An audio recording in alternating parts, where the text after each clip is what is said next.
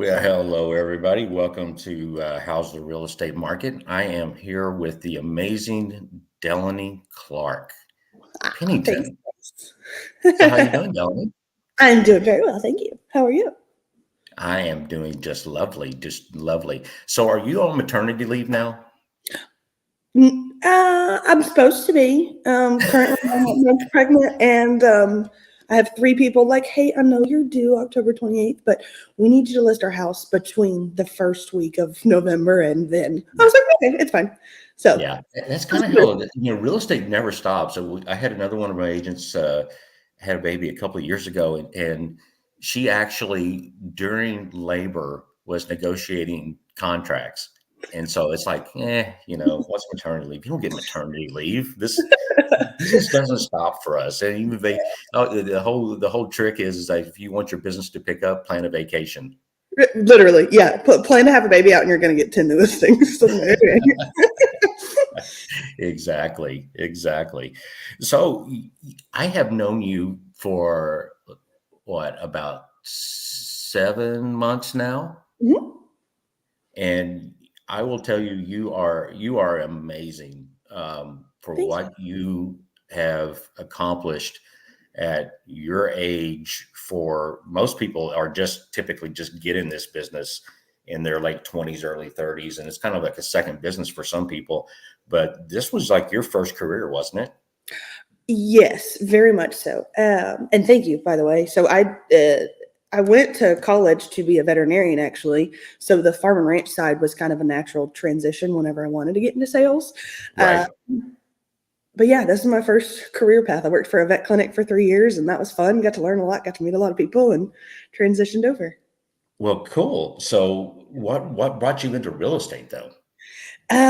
So I grew up with a heavy family in sales. So Mhm. my dad and brother both sell heavy farm and construction equipment and horses and tractors and trailers. So I've been literally bred listening to it since I was a baby, Yeah. listening to even grandparents in sales.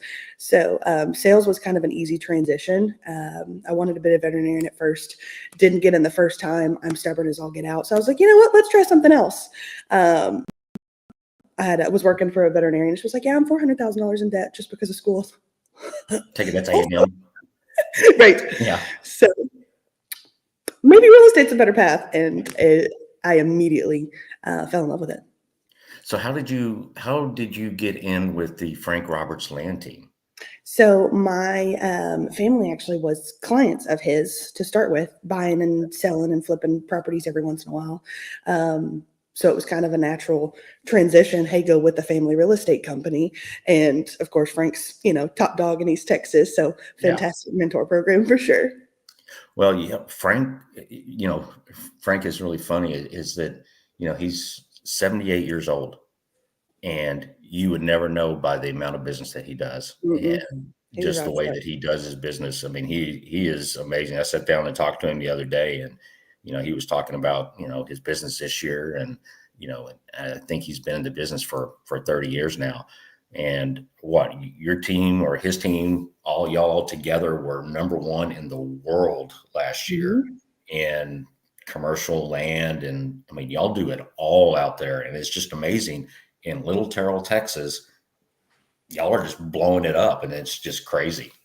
What we were really excited when that number one came in. Yeah, I So can imagine. I would be we've been too. number 2 for years before that, and obviously that's an incredible accomplishment as well. But we got number 1 in it. Man, we that was fun. Well, y'all, I mean, y'all out there do so much land. I mean, not just the commercial side, but it's the land team. But y'all do so much land that it is amazing the amount of properties that y'all actually move out. I mean, like last month, y'all did 10 units just last month. And so Hmm. y'all don't mess around out there in Little East Texas. No, and well, and selling land, everybody like the Terrell stick is something we kind of get laughed at every once in a while because it's not a huge town. There's not that much property to sell, but we cover such a massive 2 to 3 hour parameter. You have to. If you're going to be Right. selling ranches, it's kind of hard to find 100 acres to 1,000 acres in one little town. Well, I know, and it's funny. Last year, well, not last year, a couple years ago, I branched into Oklahoma, but I really started doing more land up in Oklahoma last year. Hmm. So much up there, and it's funny. You just go just across the border, and the prices are a little bit different, but it's a different market up there. You're talking 200, 300 acres at a time, as opposed to down here. If you do 100 acres, that's a big That's a big parcel down here. transaction. Yeah. And so, like a couple years ago, around Farmersville, I did two 100-acre tracts, and that was a big deal around Farmersville. Yeah. You going up just across the border, it jumps to 200, 500 acres. It's really just a different market in that farm and ranch atmosphere. For sure. So, how are you liking it so far? Real estate? Yeah. Oh, this is what I was made for.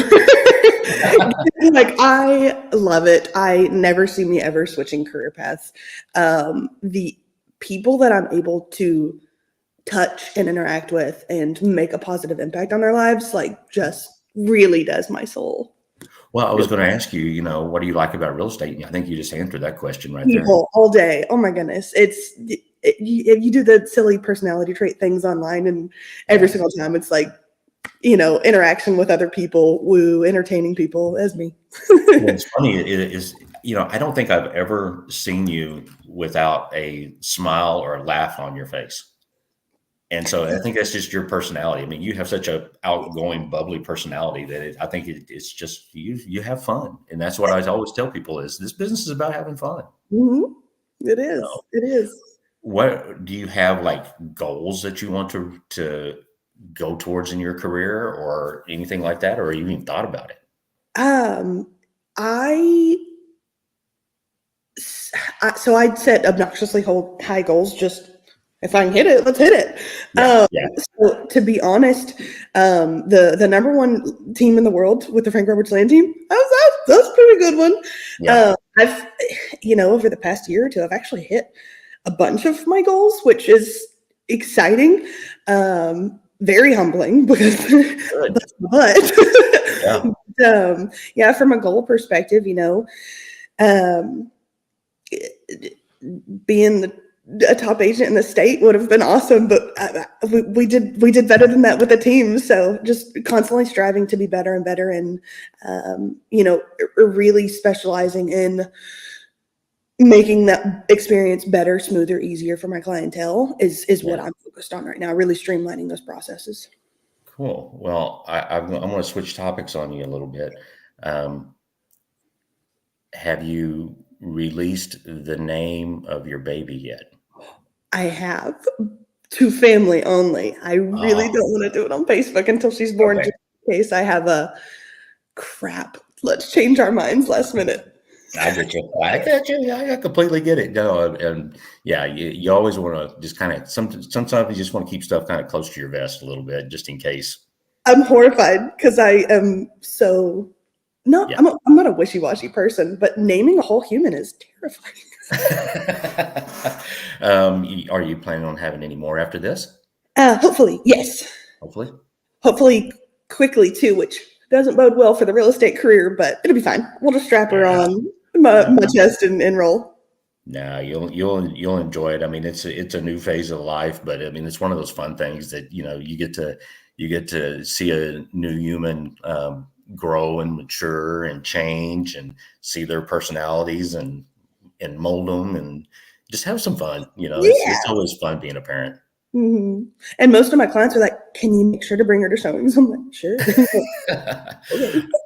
I tell our agents, especially at office meetings, I said, you better bring her. You better bring baby. We had our office meeting last week, and one of our agents' dog just had puppies. And I was like, you better bring those puppies. And she had I a little wasn't jealous. puppy at the office meeting last week. And I was like, oh, that's so cool. So I I'm love a that. sucker. I'm a sucker, especially for dogs, but yeah, You're the babies too. sweetest. Most people don't know that is I'm kind of a kid at heart.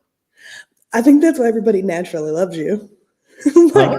Like, I try to have fun. I always tell people is like real estate, a lot of people take this business way too seriously. I said, it's not a serious business. It's serious for other people, but I just want to have fun with it, and I want people to have fun and do what they want to do. And so that's what I'm here to help with. And I'm really honored to have you as part of our group, because you do such amazing work for, like I said, someone your age, and your just knowledge of the business is just phenomenal right now. And so I'm excited to see where you grow in the real estate business. Thank you. Thank you very much. Hey, I'm honored to be with Remax Four Corners / Landmark. You've been amazing thus far. I'm shouting it from the rooftops at how awesome our broker is. Cool. Well, I will let you go and let you get to your day and enjoy yourself on this wonderful Friday. And Thank you too. And thank you for having me. thank you for joining us. Bye-bye. Bye-bye. Have a good day. Uh-huh. So that was the famous Delanee Clark-Pennington from the land team. She is, like I said, a phenomenal agent, and we are honored to have her part of our group. But I want to finish up and talk a little bit about some of the stuff that's happened this week. Let's talk about, of course, the NAR Clear Cooperation policy. Man. So apparently came out that NAR is appealing the order that the DOJ is trying to reopen the case. And so what NAR is basically saying is that, look, you guys, we've made a deal. We've come to a deal, whether you like it or not. The deal is made. Let's quit opening this back up. And so they've appealed to the Supreme Court. Of course, the federal government is saying, good luck with that. Supreme Court doesn't take on many cases. But of course, that's what the federal government's going to say. I think there's a good chance that Supreme Court will hear this case. It does affect, a national aspect, and especially a big industry for real estate's a big industry for the United States. So I do think the Supreme Court will take a look at it, and probably tell everybody, enough's enough. But we'll see what happens from there. Clear cooperation policy is another thing that they're basically hitting on right now. Honestly, I'm a fan of clear cooperation policy. I believe that sellers should have the right to put everything out on the MLS and attract the number of buyers as possible to get the best value that they can for their property. I mean, that's what you do when you buy a piece of real estate, and it's coming out that people are going, well, people are using this as a financial tool. It's been a financial tool, and it's going to be a financial tool. You can't close Pandora's box on this now, but it is a financial tool. So clear cooperation is vitally important, I think, for sellers. And I think that they should have that aspect. Now, some brokers think that they like to keep their listings in-house. Back in the early 90s, that's when everything started to change, when internet came around. So back then, MLS was kept in the office, and it was within the brokerage. And so there wasn't a lot of cooperation with other brokerages at that point. But now that's where everything has changed, and the market has changed. And so with change, it is a little uncomfortable. So now sellers do and should have the right to get the most they can for their property when they're going to sell. And the way to do that is to put that on MLS, to put that out to other brokerages, and to basically have that broker be able to go to someone else and say, hey, if you've got a buyer, I'll cooperate with you. I want to get the most for my seller. There was a lot of brokerages now that are trying to keep that in place and basically say, we don't want to cooperate with other brokerages. We just want to play within our own little pool here.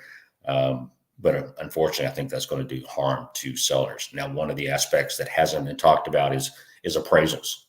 So what's going to happen to some of these appraisal values when a seller goes to sell a property, and the buyer goes, hey, you know what, take off that 3% off the sales price. I don't want representation. So there goes 3% of the value right there off of the closed price, and that's going to start depreciating values. Well, I think one of you start looking down the road, what's going to happen is taxes will go down on those appraised properties, which will help some sellers that aren't selling. But again, what's going to happen is some of these cities and counties that get these tax dollars are going to start hurting if they're not getting as much as they were previously. And especially in our area of North Texas here, with so much growth that we have, I think some of those will start seeing some of the effects of the lost tax dollars from properties not appreciating. And we are starting to see some depreciation now anyway, with inventory going up. We're seeing some depreciation right now. And so we'll just wait and see what happens there. And so, one of the things too is that I want people to understand that this business is really about having fun. Talking to Delanee a few minutes ago, this business is about having fun, and it's about being serious for our clients and being professional for our clients. But knowing and understanding at the end of the day, it's all about how we're funding our lives. And so as a realtor, you have to understand that I want you to go out and be yourself, be genuine, find your niche, and understand that, you have to have a life at the end of the day. And at the end of the day, I want you to go in and, be thankful for your clients, and, try to do your best and be as professional as possible while being your best, and understanding that, we're not here selling DVDs. We're not here renting out VHS tapes. We're here handling hundreds of thousands, millions of dollars worth of property at a time.